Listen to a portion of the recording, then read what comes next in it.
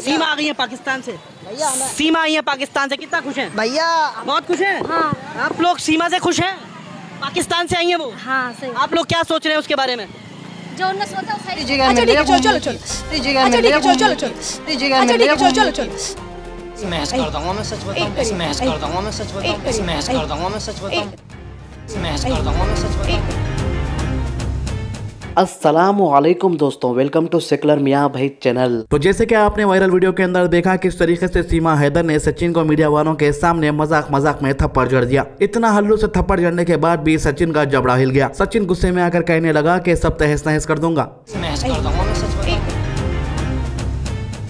तो जितने दिन गुजरते जा रहे हैं वैसे ही सीमा हैदर की हकीकत लोगों के सामने निकल कर आ रही है। हम आपको वो वीडियो बता रहे हैं जिससे पहले सीमा हैदर का जो बॉयफ्रेंड था उसकी। सीमा हैदर ने अभी तक यही कहा है कि उसके हस्बैंड से पहले वो किसी और को चाहती थी, बाद में उसके हस्बैंड के साथ उसकी अरेंज मैरिज हो गई, फिर बाद में सचिन से मुलाकात हुई, मगर कि ये शख्स कहां पर से आ गया। कल हमने आपको सीमा हैदर के एक और बॉयफ्रेंड के बारे में बताया था जो 2 साल से सीमा हैदर के साथ पबजी खेल रहा था। अभी आप जिस लड़के को सीमा हैदर के साथ देख रहे हैं इस लड़के का नाम एजाज है। जी हाँ, एजाज को भी सीमा हैदर ने अपने प्यार के जाल में फंसा लिया था। प्यार के जाल में फंसने के बाद सीमा हैदर ने भी इस लड़के के साथ कई वादे किए थे, खास तौर से एक वादा जो शादी का है। सीमा हैदर ने इस लड़के के साथ भी शादी का वादा किया। जैसे कि आप देख सकते हैं तैयार होकर ये इससे मिलने जाया करती थी, इसी की याद में और इसकी खूबसूरती को लेकर लड़के ने अपने 30 लाख रुपए खर्च कर दिए। जी हाँ, बताया जा रहा है कि लड़के ने 30 लाख रुपए का अपना घर बेच दिया और वो सारे पैसे सीमा हैदर को लगा दिए। तो सीमा हैदर के इन हरकतों से एक बात तो साफ जाहिर होती है कि लड़कों को हनी ट्रैप के जाल में फंसाती है और उनसे शादी करने का वादा करती है और उनका घर जायदाद सब बेचने लगवा देती है और पैसे लेके फरार हो जाती है। पाकिस्तान के अंदर ये सब नाटक करने के बाद अब ये इंडिया के अंदर बैठी हुई है और यहाँ पर आकर इसने एक नया नाटक शुरू कर दिया है। सीमा हैदर ही है, मैं आपको सीमा हैदर कह के पुकारूं? सीमा सचिन कह के बुलाए। सीमा सचिन? जी सर। यानी कि आप इस्लाम से हिंदुत्व में आ गई हैं? कब की, बहुत समय पहले की। तो दोस्तों एक बात ये बिल्कुल सही कह रही है, इसकी सहेली ने भी कहा है ये कभी मुसलमान थी ही नहीं। जी हाँ, ये पाकिस्तान की इसकी फोटो है, तस्वीर के अंदर साफ दिख रहा है ये हिंदू महिलाओं की तरह बिंदी लगाई हुई है। जी हाँ, ऐसे ही कई सारी आपको तस्वीरें सोशल मीडिया पर इसकी मिल जाएंगी। सीमा का स्वागत नहीं कर रहे आप? अरे मैं ना कर रहा स्वागत, मेरा बाबा निकल रहा, मोटरसाइकिल मेरी वो खड़ी। अब ये घोड़ी मीडिया वालों की जॉइंट में खाली चरपटे मारना बाकी रह गया। जहाँ पर भी जो भी दिख रहे उनको पूछ रहे सीमा हैदर है तो कैसा दिख रहा? डर नहीं लग रहा है? नहीं सर, अब तो डर पाकिस्तान से लग रहा है। फतवे जारी हो जाएंगे? हो जाएंगे आई थिंक। कई लोग पाकिस्तान के जो मौलाना हैं वो कह रहे हैं सीमा जो पाकिस्तान गई है इस्लाम का भी उल्लंघन है और हमारे धर्म का उल्लंघन है, हमारे देश का उल्लंघन है। इस पर आप क्या कहेंगे? किसी का कुछ भी नहीं है, वो उनके दिमाग की बात है। मैं खुश हूँ यहाँ, अपनी मर्जी से आई हूँ, बच्ची नहीं हूँ। तो ऐसा कोई भी इस्लाम नहीं कहता कि आप इस धर्म में ज़बरदस्ती रहो, हर किसी के मन की बात है। पाकिस्तान सरकार ने अभी तक इस मामले को लेकर कुछ भी खुलासा नहीं किया है, ना कुछ बात की है। मीडिया वाले जाहिर सी बात है पाकिस्तान सरकार का नाम लेके बात कर रहे हैं और हमारी अवकाली मुर्दों की मीडिया लोगों के गाड़ियां रुका कर सीमा हैदर के बारे में पूछ रही है। सीमा आ गई है पाकिस्तान से। भैया सीमा आई है पाकिस्तान से, कितना खुश हैं? भैया बहुत खुश हैं। हाँ आप लोग सीमा से खुश हैं? पाकिस्तान से आई है वो। हाँ सही। आप लोग क्या सोच रहे हैं उसके बारे में? जो उनने सोचा वो सही।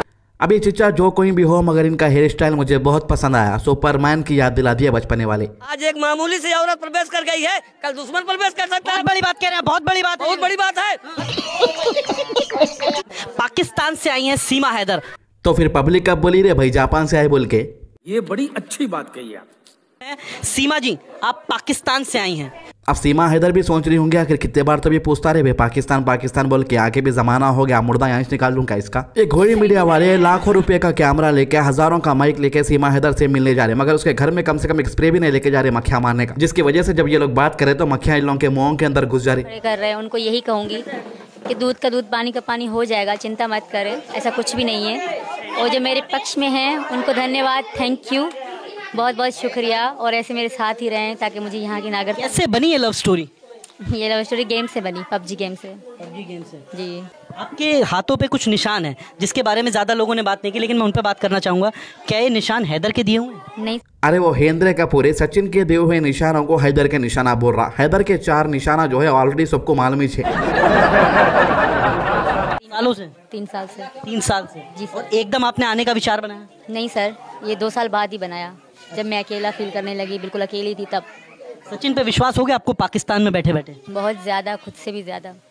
इन्होंने हस्बैंड को कमाने के वास्ते दुबई भेजे, उन्हें पैसे भेजा, घर खरीदो बोल के घर खरीद लिए। फिर उसके बाद एक और बंदे के साथ आशिकी कर रहे थे, उसके 30 लाख रुपए लूट लिए। और एक और बंदा था उसके साथ 2 साल पबजी खेले, बेचारा नहीं रिचार्ज करता था कहते पबजी खेलने के वास्ते।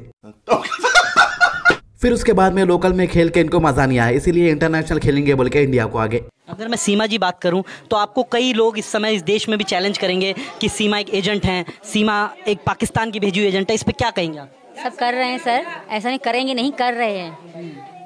तो जब तक सब कुछ साफ नहीं हो जाता तब तक मैं कुछ भी नहीं कह सकती। ज़ाहिर उनकी भी ड्यूटी है, फर्ज है, ऐसे कोई किसी को नए लोग को रहने। अगर मैं बात करूं तो अपने बच्चों को भी आप हिंदुत्व में लाएंगे, हिंदू धर्म में? जी आ चुके हैं। आ चुके हैं जी सर। और अगर बात करूँ, आप बहुत बड़ी बात कह रही हैं कि कुछ लोग अभी इस समय हम नोएडा में मौजूद हैं। नोएडा उत्तर प्रदेश में आता है, उत्तर प्रदेश के मुख्यमंत्री हैं योगी आदित्यनाथ, उस पर क्या कहेंगे? उनसे रिक्वेस्ट करूंगी कि हमें यहाँ की नागरिकता दें और थोड़ा सेफ्टी दे दें। बहुत डर सा लगने लगा क्योंकि लोग बहुत धमकियां दे रहे हैं हमको। इनके बातों से ऐसा दिख रहा जासूस से भी बहुत खतरनाक है। मौके पे चौका मार दिए समझो। योगी आदित्यनाथ से सिक्योरिटी भी मांग रहे उल्टा इलीगल रह के, और वैसे भी डेवलपमेंट के नाम पे कुछ काम तो कराने, इन्हें सिक्योरिटी दे भी देता। सचिन भाई कैसी रही है स्टोरी, कैसे आप सीमा जी को लेकर आए? जी लेकर तो मैं नहीं आया था, खैर हम दोनों कांटेक्ट में थे। अच्छा खासा 6,000 रुपए कमा लेके जिंदगी गुजार ले रहा था, लाखों लूटने वाली को भगा के लेके आया। अब ज्यादा परेशान होने की बात नहीं है, इसका भी घर जाती से 30 लाख रुपए तो आराम से निकल जाते समझो। जान दे देंगे इसके लिए।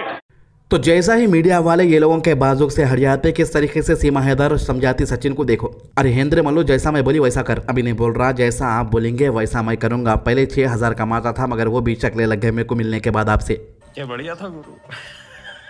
तो दोस्तों अभी यूनिफॉर्म सिविल कोड को लेकर एक बहुत ही बड़ी अपडेट आ रही है। जी हां, लॉ कमीशन ने फ्राइडे को यूनिफॉर्म सिविल कोड पर आम लोगों और ऑर्गेनाइजेशन से सुझाव लेने की तारीख को बढ़ा दिया है। अब यूनिफॉर्म सिविल कोड पर लोगों के सुझाव 28 जुलाई तक लिए जाएंगे। पहले यह तारीख 14 जुलाई तक तय की गई थी। 14 जून को नोटिस जारी करते हुए आम लोगों और ऑर्गेनाइजेशन से सुझाव मांगे थे। फ्राइडे तक कमीशन को 50 लाख से ज्यादा सुझाव मिल चुके हैं। वहीं आयोग का मानना है कि यह मुद्दा देश के हर सिटीजन से जुड़ा है, ऐसे में कोई फैसला लेने से पहले उनकी राय जानना जरूरी है। आपको बता दूं एक बार फिर, यूनिफॉर्म सिविल कोड पर सुझाव देने की आखिरी तारीख 14 जुलाई तय की गई थी। हमने आपको पहले ही बता दिया था 2024 के इलेक्शन में मोदी सरकार इसी मामले को उछालेगी। जी हाँ, पीएम मोदी ने मध्य प्रदेश में उठाया था यूनिफॉर्म सिविल कोड का मुद्दा। उसके बाद कई उलामा ने इस पर अपनी बात रखी थी। प्रधानमंत्री नरेंद्र मोदी ने 27 जून को मध्य प्रदेश के एक जनसभा के दौरान यूनिफॉर्म सिविल कोड का मुद्दा उठाया था। मोदी ने अपने भाषण में कहा था कि यूनिफॉर्म सिविल कोड के नाम पर भड़काने का काम हो रहा है। एक घर में परिवार के एक मेंबर के लिए एक कानून हो, दूसरे मेंबर के लिए दूसरा कानून हो तो वो घर नहीं चल पाएगा। मगर मोदी की ये बात बिल्कुल गलत है। मेरे घर में मेरे को बकरी का गोश्त पसंद है और हमारे भाई को बड़े का गोश्त पसंद है, फिर भी हमारा घर तो चल रहा। अगर ऐसे ही एग्जाम्पल देना है तो ऐसे हम 1000 दे सकते हैं मुसलमान। आगे मोदी ने कहा था कि ऐसे में दोहरे व्यवस्था से देश कैसे चल पाएगा, जो अभी तक चल रहा है 75 सालों से। इसके बाद कांग्रेस, AIMIM चीफ असदुद्दीन ओवैसी के अलावा कई ऑपोजिशन पार्टियों ने बीजेपी पर मुख्य मुद्दों को ध्यान भटकाने की साजिश बताया था। मुस्लिम पर्सनल लॉ बोर्ड ने भी जो है ट्यूसडे को मीटिंग बुलाई और अपना पक्ष लॉ कमीशन के सामने रखने की बात कही है। लॉ कमीशन के चेयरमैन ने कहा था कि यूनिफॉर्म सिविल कोड कोई नया मुद्दा नहीं है, हमने एक कंसल्टेशन प्रोसेस भी शुरू कर दिया है। इसके लिए कमीशन ने आम जनता की राय मांगी है। तो दोस्तों ये थी अभी तक की अपडेट। वीडियो पसंद है तो लाइक कीजिए, ज्यादा से ज्यादा शेयर कीजिए। अल्लाह हाफिज।